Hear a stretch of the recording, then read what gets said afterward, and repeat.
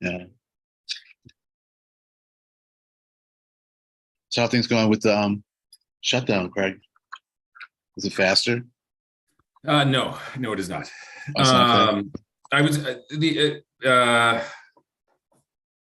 in particular, it's the red line. The red line bus, the Ashmont line, or the red line to Ashmont, just snaking through Dorchester Avenue from JFK. It's slow going at 5 o'clock. It's a tough. I see. Yeah, Weird, but rapid transit is faster than city streets. I know it's a so you're weird. Saying that, so you're saying that even slow rapid transit is faster than city streets? Correct. Interesting. I think at non-rush hour, it's less of a big deal. Right. And I would say, particularly for the trolley, they've done a really nice job of the volume of buses that they're using is fairly so service is frequent, right? So they've done a nice job in terms of how frequent the buses are showing up. The challenge is just even with that. So the frequency is actually better in some ways than what you would see with the normal PCCs in Redline. So you're actually your stops at stations are less, but the traffic is worse. Even the traffic, compared to the slow zones, is worse. Right. So I wonder if there's just more traffic on the roads now because people are deciding I don't want to do the bus thing. I'm just going to drive.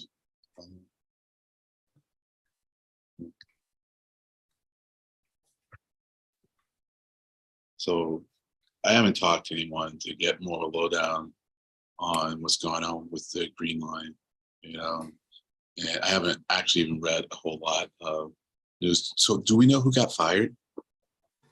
No, I have not found anything that says that. I heard that 2 people were fired, though, right? Are you hearing that? Okay, that's exactly what I did hear. Yes, but we don't know who they are. All right. Okay. So the guy that they mentioned who was managing the Green Line, did he come to talk with us? The name seemed a little familiar. Oh, you'd have to give me his name. No, he never came to talk to us, but he is famous as like a project manager, right, or a program manager. Okay. So I think his name came up a lot. I'm the worst with names. Dalton was the original project manager. Dalton was the guy who was. Yeah, Dalton. Yeah, that's what I'm. Yeah, exactly, Dalton. Yeah. I don't believe he personally. Oh no, I think he did at least once. I know we had GLX folks join us. I believe it was a total of 4 times, one being like the wrap up, like, hey, it's officially done, more of a celebratory, like, retrospective. I think we did have Dalton at least once. I'm not going to go digging for it now, but all right. I mean, this is an interesting one, right? I mean, this is a major. This was interesting both from a like, but this is the worst, right? It's one thing if you talk about like our 100-year-old tunnels and deferred maintenance and budget for the last we make a whole lot of excuses for a lot of the challenges we have with our existing infrastructure in lack of investment over the last 30 years. Right. It is incredibly disappointing, to say the least. And that's the understatement of the year, to have a brand new multi-billion-dollar project that was 20 years in the making, and to goof up something as straightforward as the spacing of the tracks. This is not like some complicated part of the big dig where they had to freeze the ground to do something to run something like this. This is like blocking and tackling basics. What gauge do you need on your trains? And if you can't get the gauge on your trains right, it's just incredibly disappointing.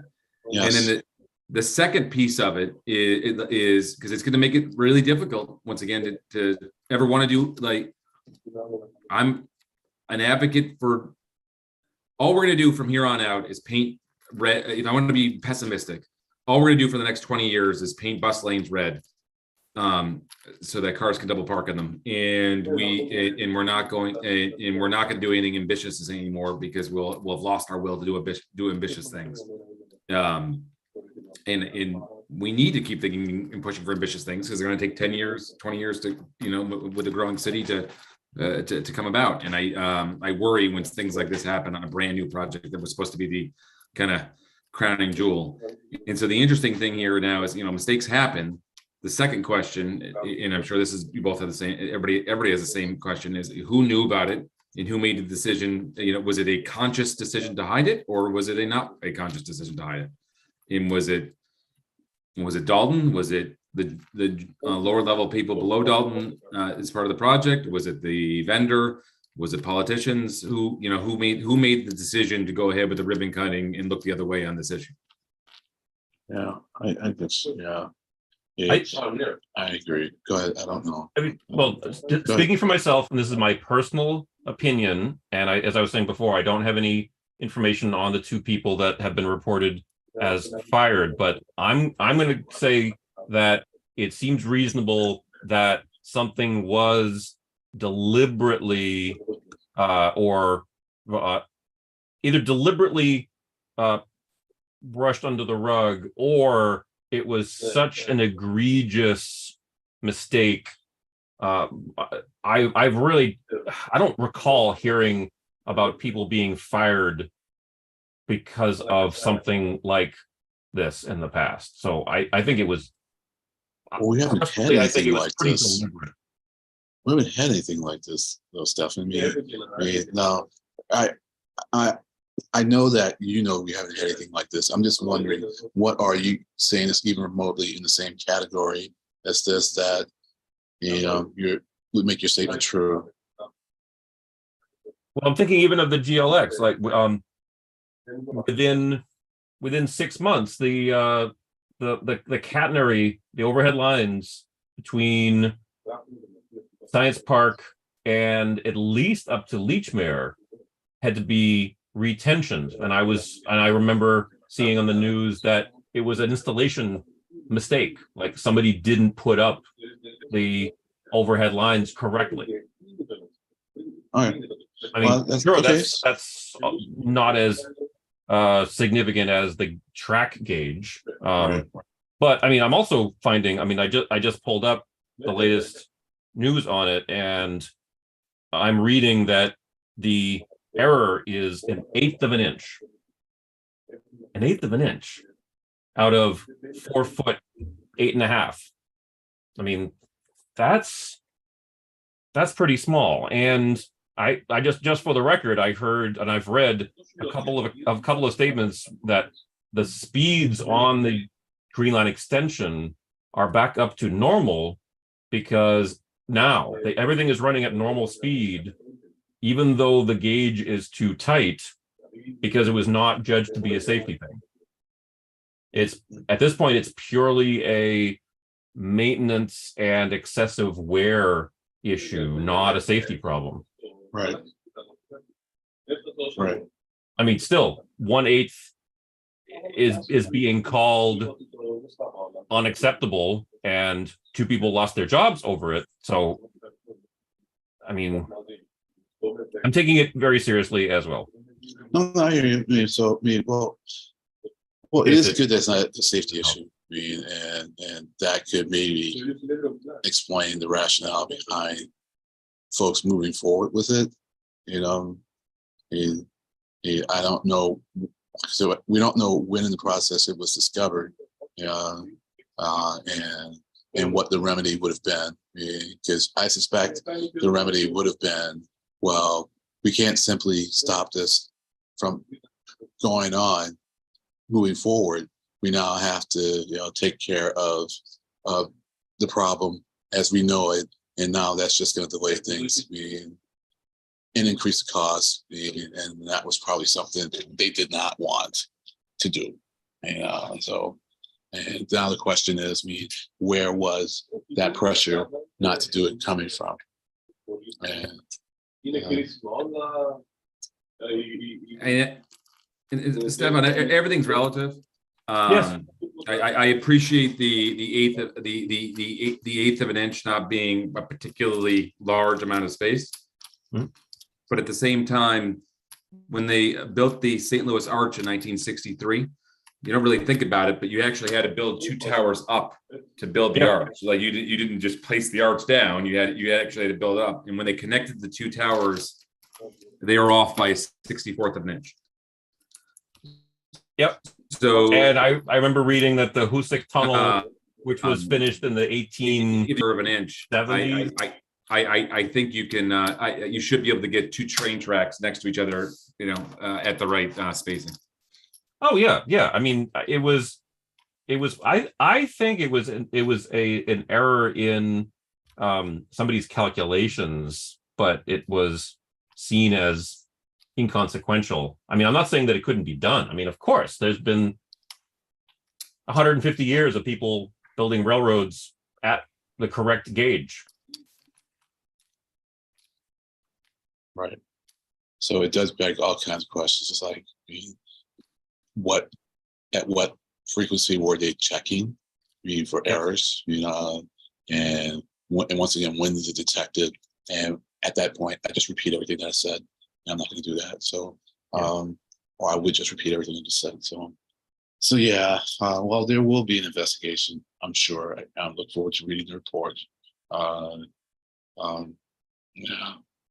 Yeah, it's a hard one. Yeah. Because if someone, I don't know, it's like, how do you enforce or stop something like this from happening? Because when it's willful, there's not much you can do when it's willful. If someone had the information and they hid it, how can you determine who's going to try to hide information going forward? You can say, well, we'll have multiple people checking, but you can always kind of get around that, because it's like if the checker, is also willing to, not come forward, and then I don't know. Yep. And it's just hard. Yeah. I mean, I should say, even if it wasn't willful burying of the issue, 2 people being fired seems like at least it was something that was a very bad decision. If somebody decided, hey, it's only this much that we're off, let's just keep going and I'm going to sign off on it, then, I mean, it's I don't want to say it's not unreasonable. What else we have for topics? Yeah. I was going to pull up the details of the continued safety updates, which was just brought to the board just today. So this is hot off the press from literally about 5 hours ago, 6 hours ago. I thought this was particularly noteworthy. Let me rearrange some windows here, make this a little bigger.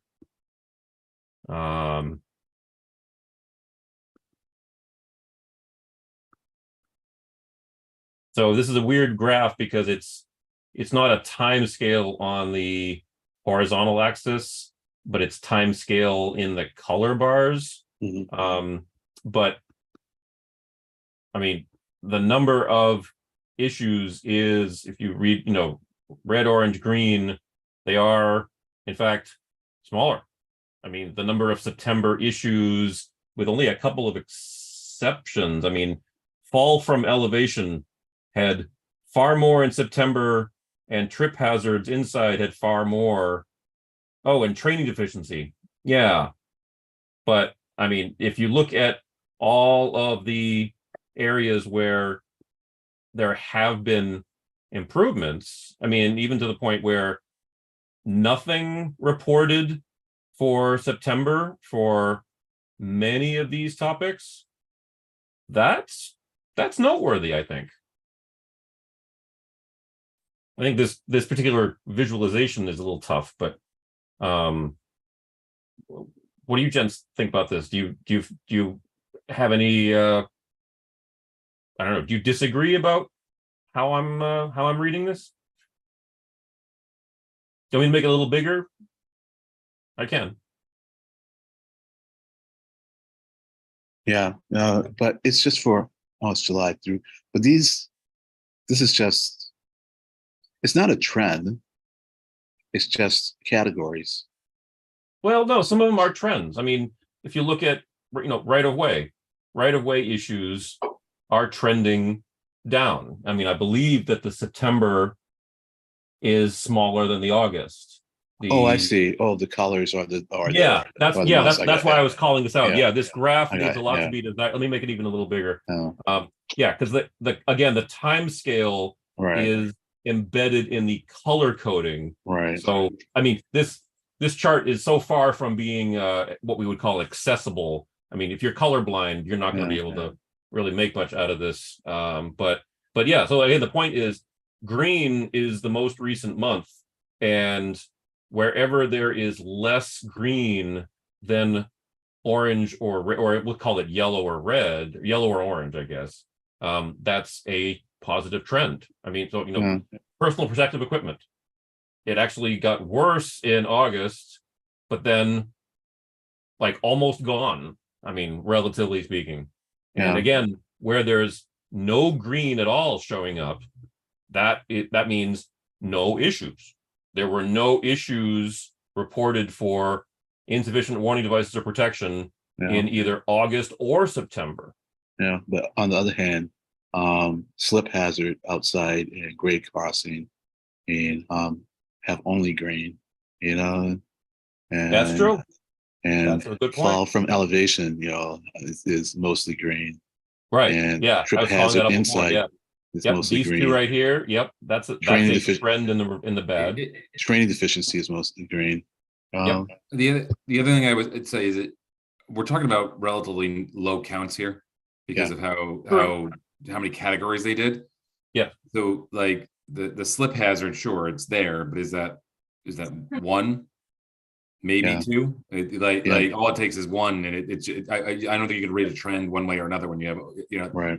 you with that limited of a data set. It would almost be more interesting to see these aggregated by a bucket, some kind of bucketed category, to see That's if true. any any kind of I don't think there was any other visualization of it. If you go back down to it again. Oh yeah. I mean the same thing. Yeah, this here. Yep. Yeah, I mean, because it's so nuanced here that they've categorized trip hazard inside versus trip hazard outside versus slip hazard into just three buckets that it's hard. It's like I have a hard time with that level of granularity. It's hard to say. Like, do we have a tripping problem? I don't know. Trip hazards on the inside are trending poorly, but trip hazards on the outside are trending well. It's a little bit it's interesting. Well, there was an interesting incident. I think it was last week, where I think it was at North Quincy, a worker in the morning hours dropped a wrench, and I think in the process of picking it up, brushed up against the third rail. No, I heard about that. I didn't read it. I heard there was a third rail incident. I didn't understand what it was. Yeah, that's how it happened. He dropped a tool. Oh, he dropped a tool, and then somehow ended up brushing up against the third rail, and so you kind of see that. You can almost, I can imagine myself. It's like a reflex response. You drop something, and before you know it, you're trying to pick it up. And then either you lose your balance, or whatever, and next thing you know, you're up against a hazard.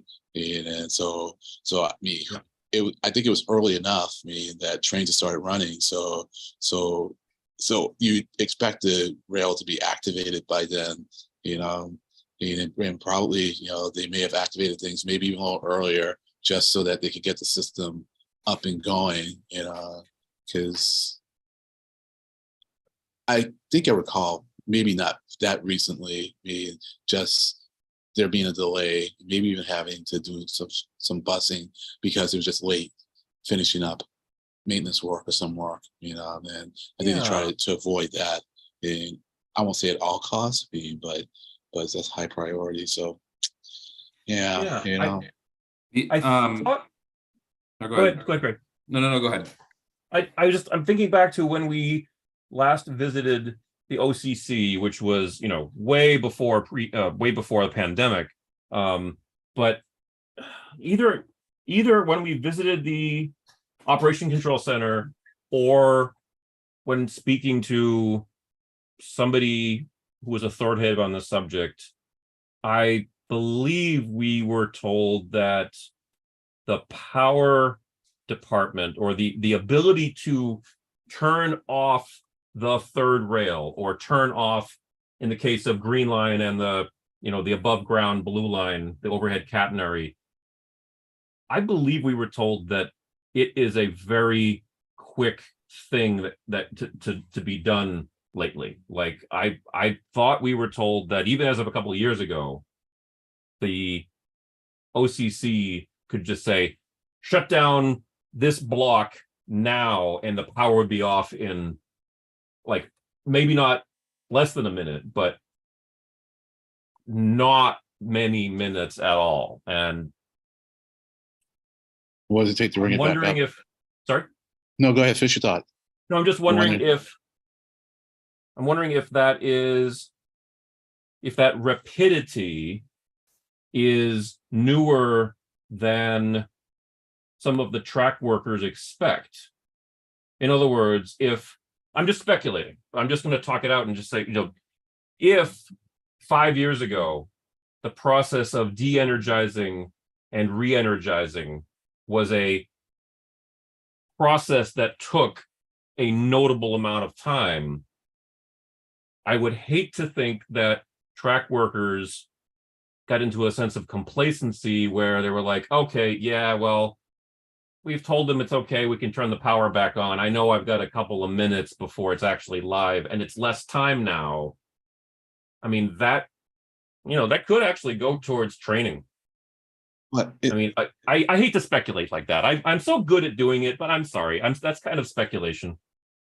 Yeah, well, it's no problem. I think in this case, I suspect the person knew the track was live, and they dropped a tool, and there's a dropping of the tool that then caused them to brush up, against the rail. I assume that's why they mentioned they dropped the tool. And so like I don't know if it was, and this is my speculating, I don't know if it was a matter of them like losing their balance as they went to pick up the tool, or slipping or something. But we all have been there. When you start dropping something, your body just goes into this reflex mode where you're like trying to stop it from falling. So it's like Yeah, and especially given that most track maintenance is happening overnight. I hate to imagine how tired the folks are who are working that shift. Hopefully they're getting well rested, but time of day is, I would say, likely to be an inherent factor in that element of safety. You would imagine. If they're overnighters, I would assume that most days, most nights, they're well rested. I would say they're probably as well rested as any of us. If that's their normal shift, because I used to do an overnight shift, and so yeah, it can be a little harder to get sleep during the daytime, but I was generally as well rested, as I am now that I have been doing mostly days, and if anything, it's a little worse for me because I just really push my days now on both ends, Yeah. So. Oh, at the risk of changing topic abruptly, I wanted to call this out also, that this performance indicator, collisions above target rate for 3 consecutive months. Okay. For collisions, I would expect that the target rate would be 0. Yes. So I'm really interested to know if this means that there were actually collisions, or was this factoring in like almost collisions? I mean, I haven't heard about any collisions of anything for many months, thank goodness. So unless I missed something, I'm really curious about what is above target rate for collisions. Well, Near miss, near hit. Don't they say in the deck? Not in this deck that All right. I saw. Well, I mean, it could be minor collisions. It could be collisions going on in the maintenance yards. You know. True. I True. mean, I have heard of some of those lately, but not lately, but in the last year. Yeah. Okay. In the same vein, by the way, this is also hot off the press from today, and I want to pull this up as well for our review, because this, I think, is also notable. Right. And I'm gonna cheat. CAP, by the way, CAP is Corrective Action Plan. Right. So the CAPs are documents that describe, and I'm reading from the safety compliance inspection page. The MBTA developed CAP documents that describe the action items we will complete to implement improvements across the organization. And it says on this page, oh, here, I'll just pull it in, because it's worth putting it on the video for anyone who's hearing impaired, just in case. Did you hear about this, by the way? That the FTA had extended due dates for 14 action items? I don't know if it's worth going into that detail, because this was from May. I may have noted it at some point, but I'm not recalling it now. Okay, but I mean, that's probably a big help, and I'm sure it's a big help to, as it says, to enable the MBTA to prioritize the immediate action letter, which was immediate action on safe movement to enable trains, workers on the right of way. Well, I knew there was a delay in getting the FTA to approve some of our action plans, and so I know, I think there's like a multi-month delay in getting them to approve action plans, and that was since Eng has been here. That's right. Yes. Do you remember when was Mr. Eng's start date?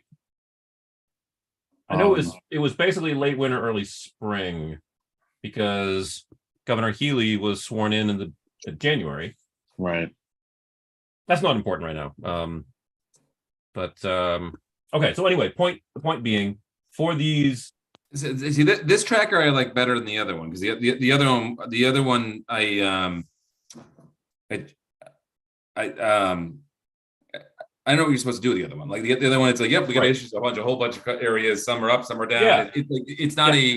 It's not an actionable piece of information, right? Like that last, exactly. The bar chart, or the stacked bar chart, felt a little bit like, hey, reporting for the sake of reporting. Look how detailed our reporting is. Good point. You can't actually do it. You're not actually gonna. Nothing's meaningful here to take action on. But look at us. We're on top of this. Absolutely. This one is a little bit more of to me, is a health indicator, and I like it's still not. It's interesting because it gives you kind of where we are and things. Or I guess we have a long way to go, right? We still have 254 items just to submit, right? So we're only 58% submitted, half of which are, are approved, half of which are, still being reviewed. We still have 58% submitted, like the ball's Yeah. still like, if you had more items that were pending than were not pending, then you'd say, all right. Yeah. Oh, yeah. But note the overall deadline is still 2 years out, or a little less than 2 years out. Fair enough. A year and 10 months. And that aligns roughly as you look down below, that some of the items with the longer, the areas that have 2025 dates are further behind than the areas that have more near-term dates. So that's kind of what you want to see, right? You're absolutely, I hadn't noticed that. You'd want to see, like, the closest date is that March of 24, and then they're 84%, and then the next date is that July of 24, and that's at 93%. So your top two, they're reversed. Your top two percentage getters are the ones that are the closest to the closest upcoming date. That's brilliant. I totally missed that. I am so glad you called that out. Yeah. So the interesting thing would be, are we on track for those 23, just knowing there's a delayed process because it is only 5 months out. Mm-hmm. And we started this that's the number's higher than I thought. Like the percentage is good, 84%, but then if there's 23 items remaining, are we on track? I don't want to double click into that one and say what are the 23 and what's the likelihood that we'll be able to submit 23 in the next actually I can pull that up. What I don't know is whether or not the deadline is just for submission, or is the deadline for submission and approval.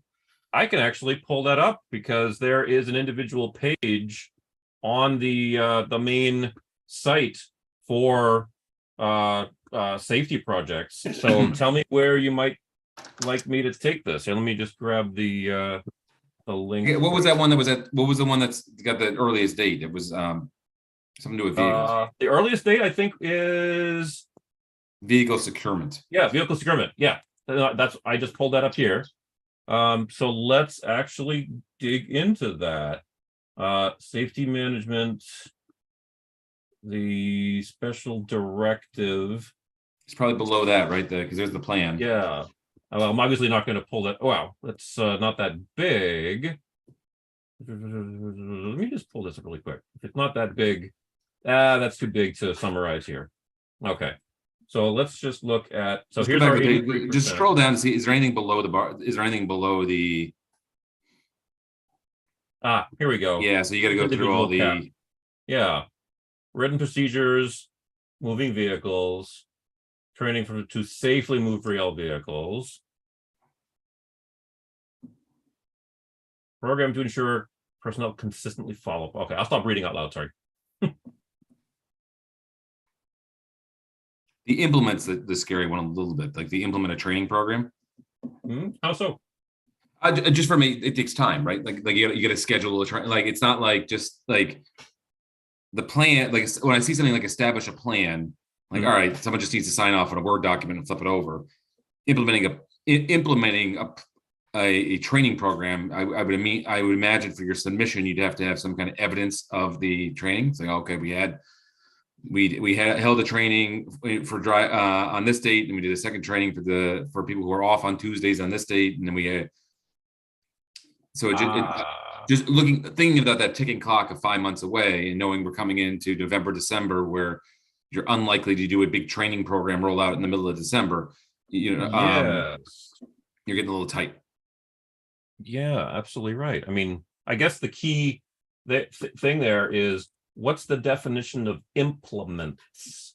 I mean, a training program could be implemented with 0 people having even begun the training program, but that would be a little bit of a cheat, I think. I mean, I would like it if implement training and compliance programs would actually be, we have some people who have completed it. Yeah, and so maybe that's what it is. Like you have to show evidence that it's in place and being done, but you don't necessarily have to show completion of the implement. Means you started. It doesn't necessarily mean that you've fully executed. Yeah. Right. So then there should be another metric that tells you how many people completed the training, the required training. You know. Let's see if this actually says. I mean, did I pull up on the most useful one? No, procedures. No. Let me go to one that's actually. You guys choose. Should I pull up 2 or 3 or this VSC? It's up to Greg. Sorry, Greg, Greg. Sorry, flip a Greg. coin. It's. You don't care. I'll pull up Yeah. policies with the moving. Yeah. It's not. It's not that I don't care because I'm not interested. It's more that I'm just so You're low tired. energy because I'm exhausted okay. from being up late last night. Okay, required action must create and implement, right? Here's our implement. So what is actually Greg, the probably what's more dangerous, or actually you, Stefan, probably what's more dangerous than working on a rail when you're tired is making legislation when you're tired. Just everyone wanted that bill. Just whatever. Just get this thing passed so I can go to bed. Well, there's a lot here, so yet again, I don't think we can dive in deeply enough to make it worth our time to be looking at this, but We can if we want to talk about kind of the agenda for the next meeting, we can wrap early if Len's exhausted here. No, I'm just explaining why I'm low energy. No, I'm interested. You know, No, so Well- if I'm yawning or calling you the wrong name, that's all. And it kind of goes in waves, Craig. I mean, so I hit these low points where I can barely keep my eyes open, and then I come out of it, and I'm perky. So you guys run the show, please. Well, there's only one other thing that I wanted to bring up beyond this. I mean, we're in the appendix now, so this is just additional detail that we don't have to go through this, but there's only one other thing that I wanted to pull up, and that is about speed restrictions, partly because I don't remember if in one of our meetings we had actually pulled up this dashboard. Let me see if I can make it a little bigger. Is that working for you guys? Yeah. Play. So let me show you the key here. Excuse me, sorry. So 25 or above, purple arrow pointing upwards. Do you see any? I don't see any. I don't see any at all unless I'm missing it. Or could this be a lack of, I mean, is this just not clear and like it's just not a speed restriction? Like I don't know. I mean, is the Riverside line where there's not any symbol going? Yeah, I can't explain that. Like yeah. Should you want to see the 25 or above? Like, what does that even like? Yeah. That may just not be a thing, right? Like, because what? Oh, you know what? Oh, I think we can maybe infer from the GLX because it was on. It was. I heard it on multiple media sources that it was either Eng or Pesatoro or somebody, some spokesperson said that the GLX is no longer under any speed restrictions and they're running at regular speed in spite of the too tight gauge. So I think it's reasonable to infer that if we don't see any symbols, that means there are no speed restrictions. And so this purple arrow up must mean it is a restriction, even though it's 25 or above. I mean, it's weird, but right. Has there ever been on the? Maybe that's only applicable. Maybe they kept the key consistent across all the lines. Yeah. But it's really, you would only have a 25 mile an hour speed restriction on a heavy rail line as opposed to like. Oh, it's a speedy, like the green line doesn't go much faster than that anyway. So Oh, yet again, brilliant. Let me pull up red because we know that's been brutal. Great point. You're right. Yeah. You're absolutely right. There we are. That is, that is a shocking number of 10 mile an hour or below. Holy mackerel. It's bad. I can't look at the look at the asphalt line in the trolley. Yep. That's pretty much the whole thing. Yep. Or maybe there you go. I mean, the trolley. Take the trolley aside because the trolley's a trolley for a second, but just the red line and just the everything south of South Station. You look at Broadway, Andrew. Yep. JFK. You briefly could go up to 25 at Savin Hill, then you're back down again. Like it's. Yeah, that's rough. And 104 individual ones. Oh, by the way, since it seems like you gents hadn't seen this particular tool either, let me just also show there's a table view, which is even more interesting, I think, because you've got The distance. Yeah. Yeah. I mean, so you can actually go through and say, it's really cool. Like I applaud the graphic design in the data visualization on the prior chart. Yeah.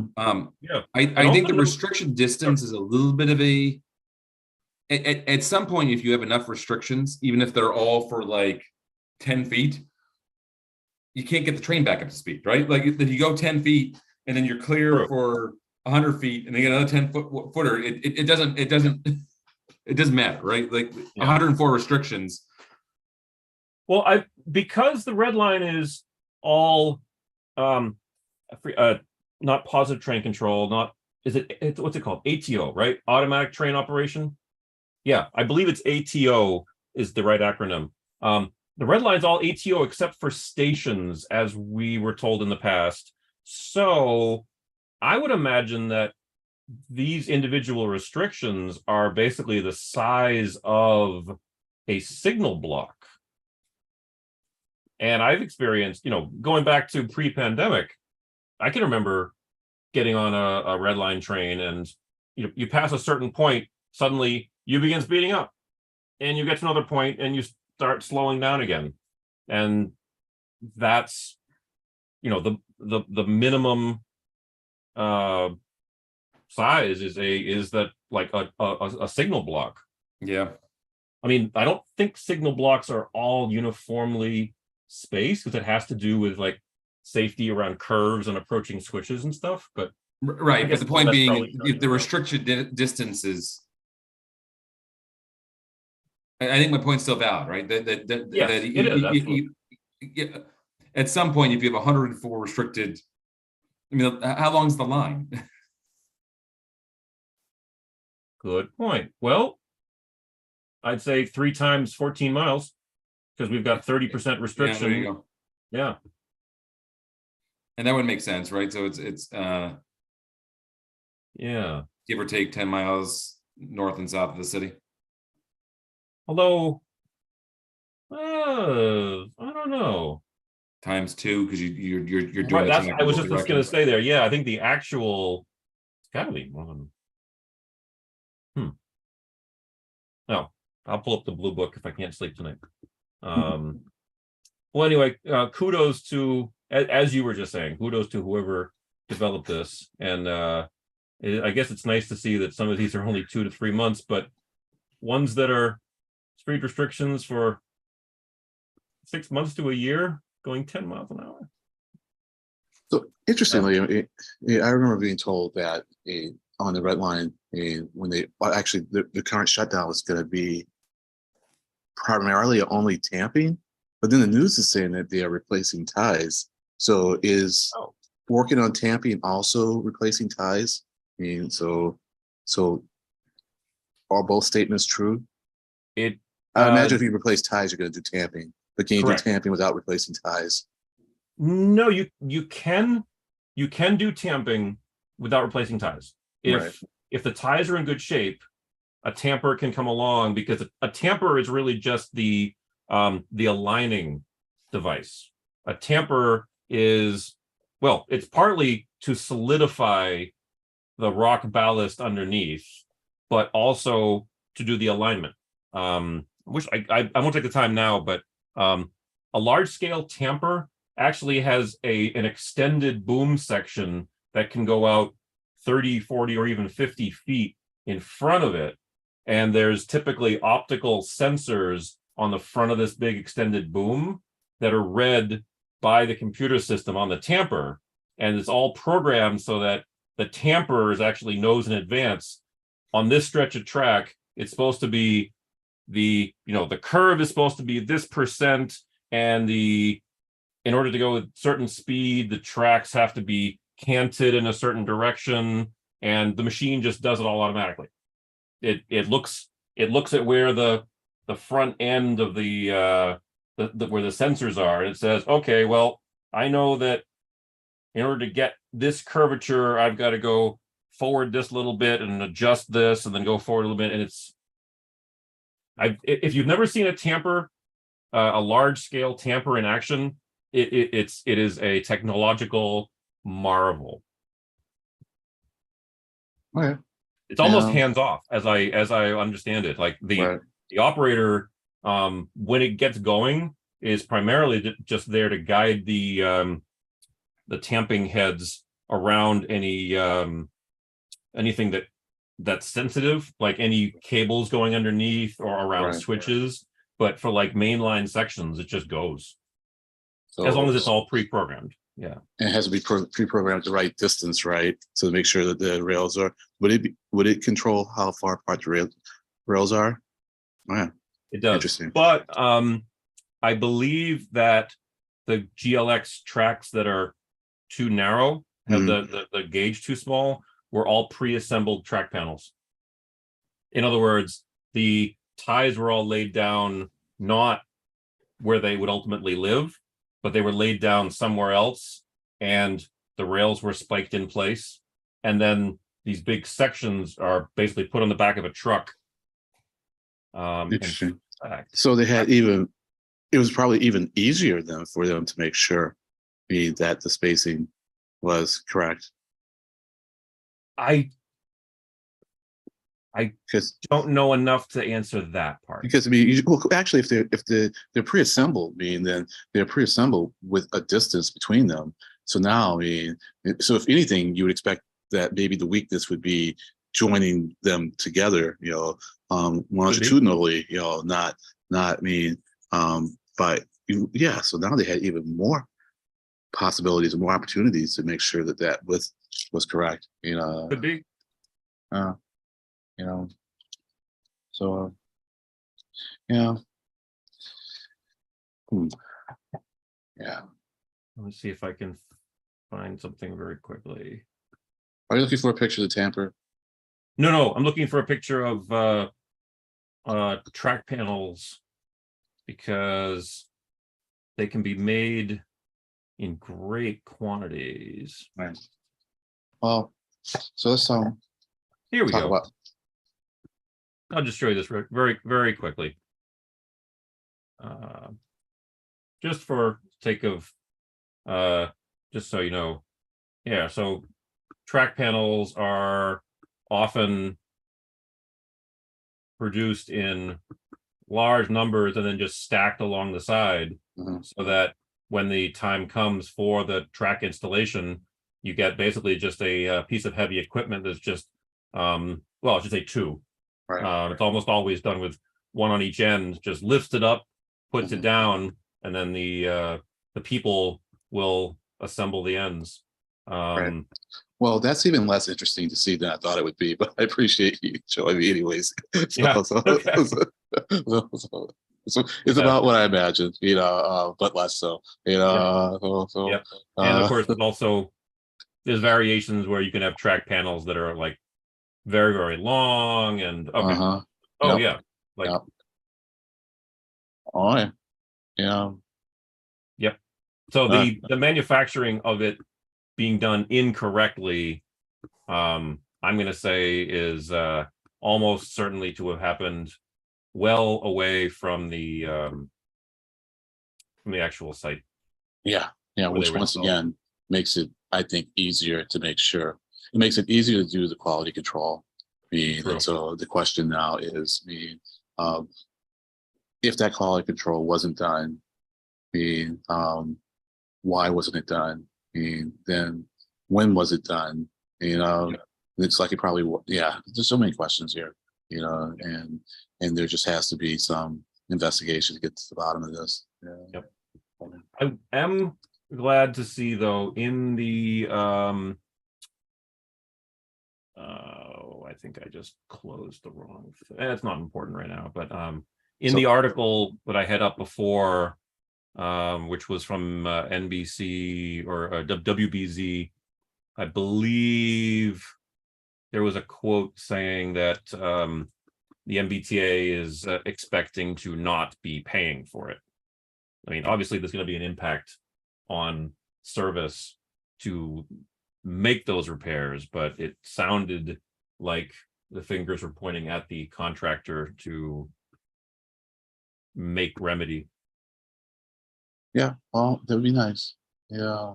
So it's funny because I'm in a break room now, and earlier today, folks were talking about it, and I was just kind of overhearing the conversation, and I remember one person saying, "Yeah, someone's going to jail over this." She was just like so certain. It's like, Oh. this is so egregious. Someone's going to jail. I'm going, I don't know. I mean, probably just they're either fired or already retired. Yeah, if it really was a safety issue, and particularly if there had been any personal injury, yeah, somebody would go to jail. But this just sounds like something that's going to either be remediated as kind of a contractual matter, and worst case litigation. Yeah, but it's interesting though that in that person's mind, I mean, this was so serious and such an egregious Yeah. Error or violation of trust, meaning that she felt this warranted being criminal charges, and I get that. I do get that. If nothing else, to kind of act as a deterrence. So Yeah. Yep. Okay, so what are we going to talk about with Miss McGee? Well, before we get onto that, Sure. just make sure, do we want to do any kind of a quick summary of the subcommittee? No, we're all there. Okay. Well, at least I put it up for the benefit of the public record. This was for folks watching at home, this was our meeting this past October 10th, as it's there, 2 weeks ago today. And yeah, I guess that says it all. Right. Okay, so yes, I'm going to follow up with Mr. McGee in about another week and make sure that he's still on board. I did give him the option of coming to the November 2 weeks after the, geez, you'd think I could do basic math in my head. 28th. Yeah, I gave him the option if something comes up and he can't, he at the last minute can't attend the 14th, or not even at the last minute. But as far as I know, we're still on for the 14th. I'm going to make a big push via the committee mailing list to get folks who haven't joined in a while to join, because I think this might be, correct me if I'm wrong, this might be the first time we've had at a ROC meeting a member of the MBTA board while they're in their active term. Correct me if I'm wrong. Yeah, that could be right.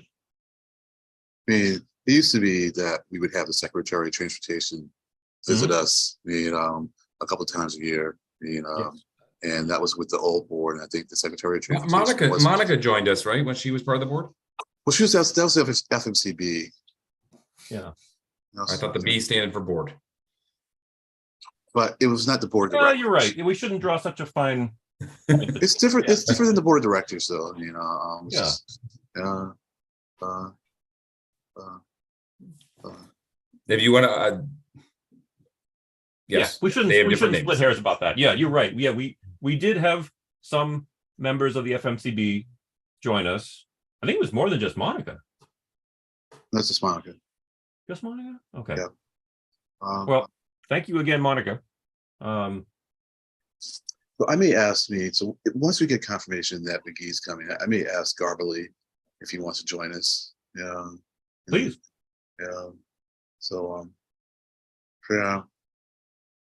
So I mean, I don't see any downside to having a broad range of folks attend, including our legislators. I mean, as long as we don't, no offense to legislators, as long as we don't have to give them any time to speak. I mean, do you guys feel like if we have members of our legislative body attend a meeting in general, that we have to give them an opportunity to speak if they're not the invited guests? no, we haven't done that. I mean, so Garberly doesn't expect that. And so I would say we're small enough that if anyone wants to speak, it's not going to be a problem. It's not like they're going to be crowding out the masses who want to speak, or making them wait in an inordinate amount of time, So yeah, I was thinking more if Mr. McGee has limited time, we'd like to be able to devote all of his. Well, I mean, he's got limited time, I'm sure. We'd like to be able to devote all of it to discussion with him. Yeah, well, especially for folks who don't have such great access to the board like us. Right. Yeah. Well,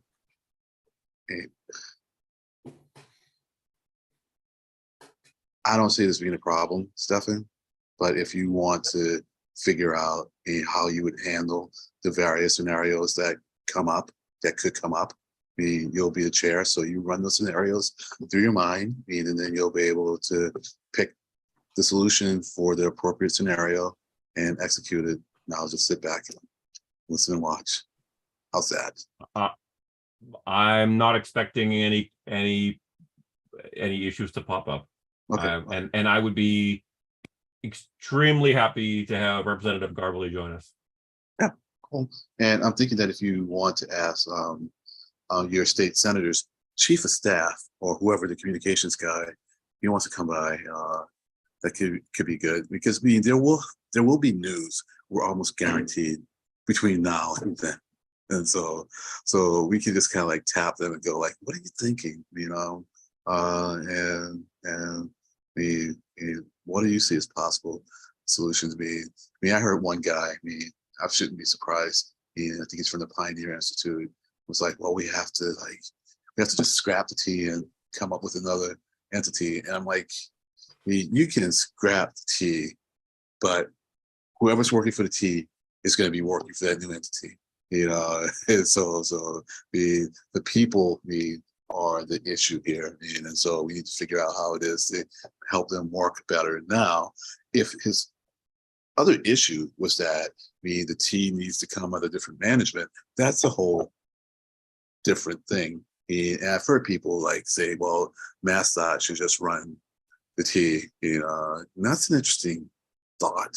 Yeah. I don't think MassDOT wants to. But still, once again, it's right. Well, you're only going to be replacing a few people at that point. And if the problems that we are seeing are further down, then you still have the issue.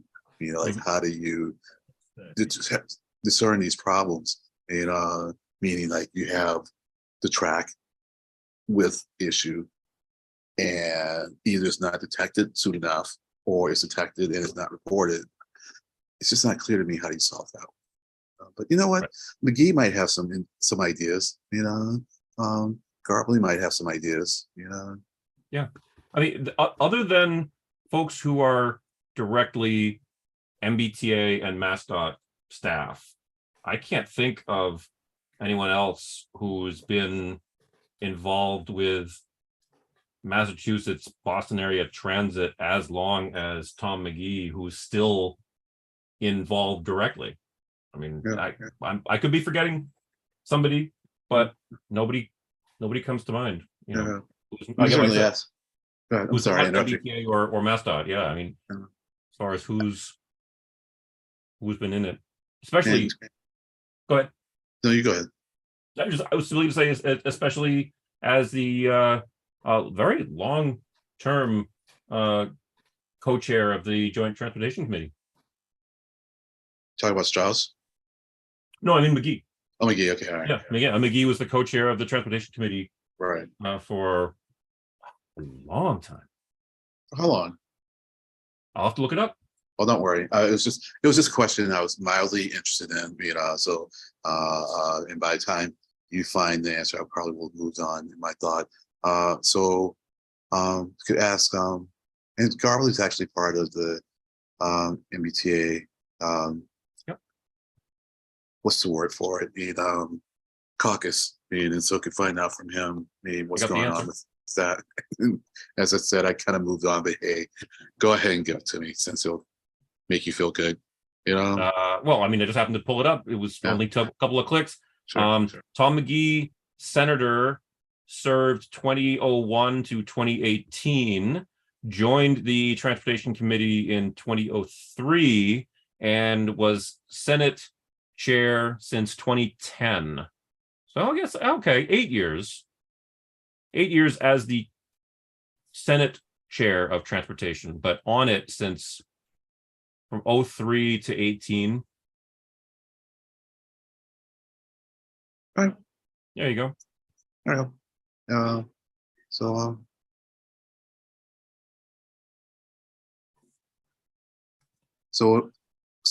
all right. So I've kind of thought about other people to ask. So I will take care of asking Garbly, you know.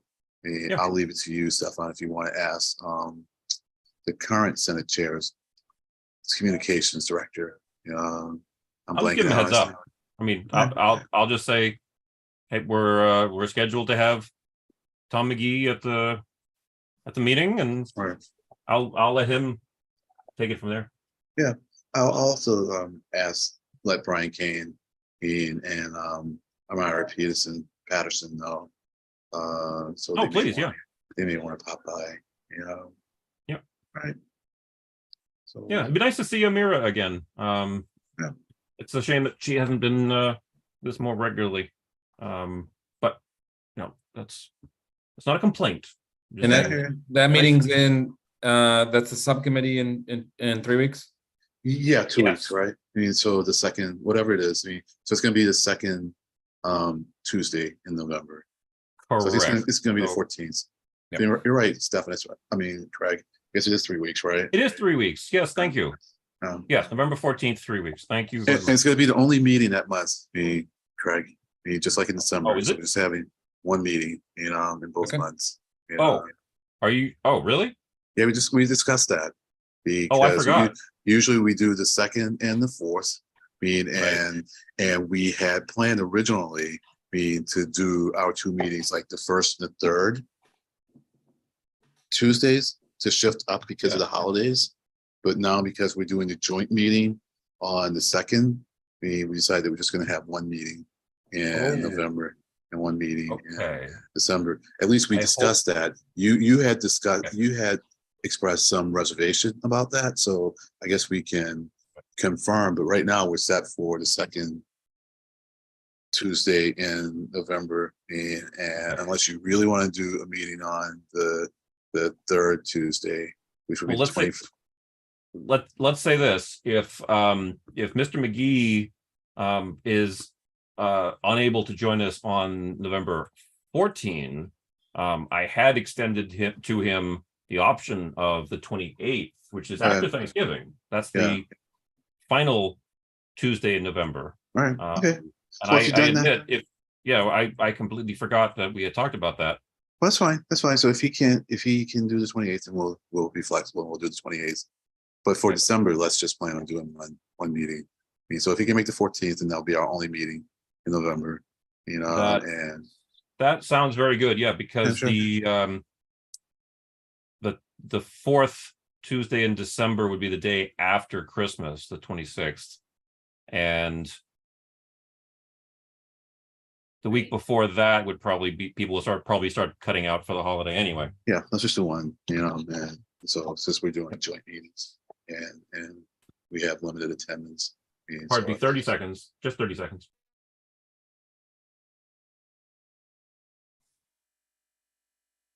all right.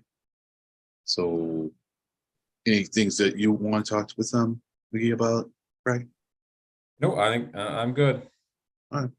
Well, if anything comes up, I mean, I would say let Stefan know, and then we can feed him the questions beforehand. I mean, so he's just chair. No, he's on the board, director. Anything else he's doing? Do you know these days? Related to transit, I'm not Just in general. aware, but other roles, other and non-governmental roles, I'll Google. That's a good question. I just thought I thought maybe That's a very good question.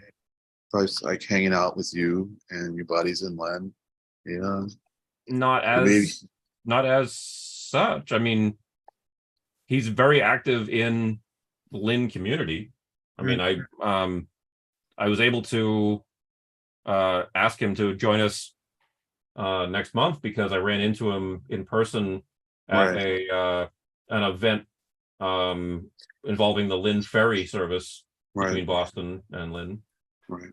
I think my one question for him is kind of board capacity would be, how does he define success a year from now, 2 years from now, 3 years from now? Well, that's a good Very good. question. What, like in his mind, forget all the metrics or anything else, like what do we, in understanding we're on a journey here and we're not getting, this isn't going to be magically perfect right now. What do we look like a year from now? What do we look like for 3 years? What do we look 5 years out?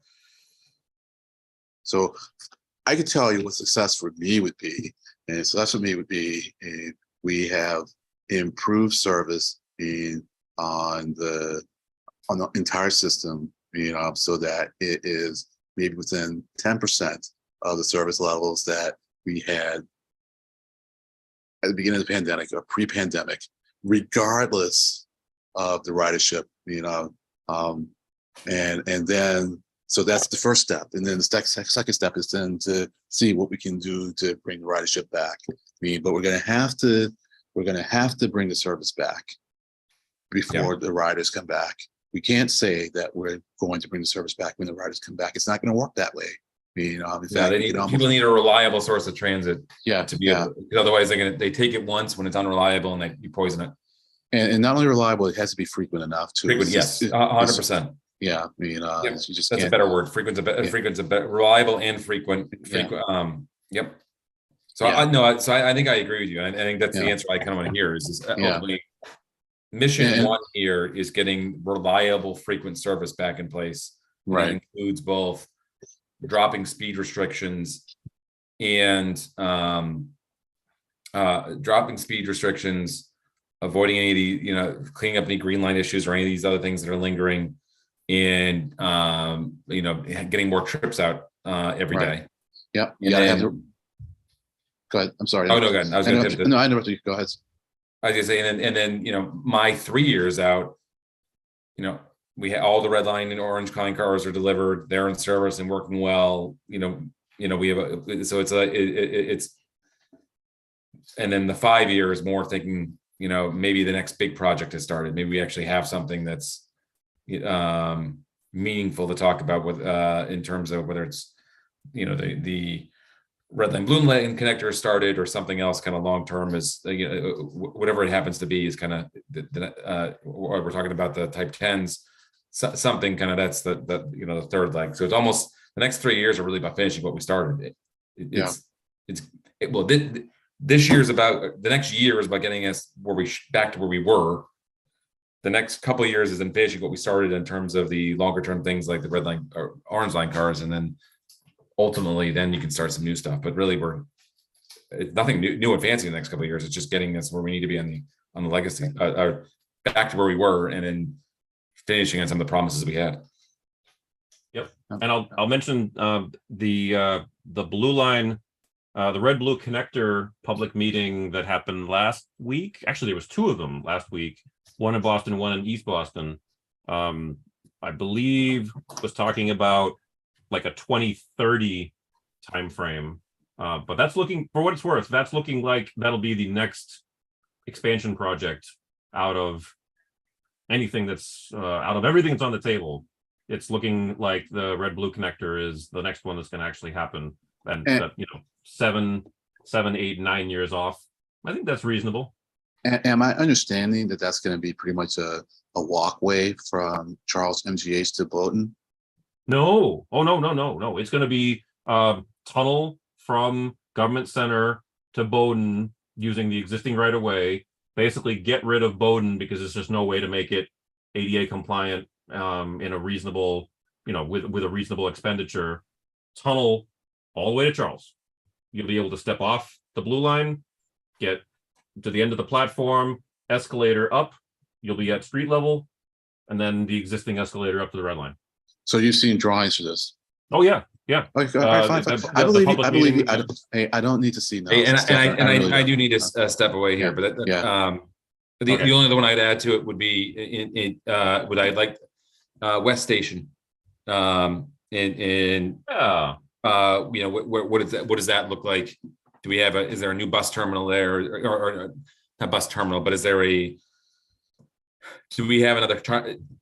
I'd like to think we'd have another commuter rail stop, and we'd have additional, a bus hub, if you will, at that location, and improve transit in the Austin Brighton area with more dedicated bus lanes tying into that.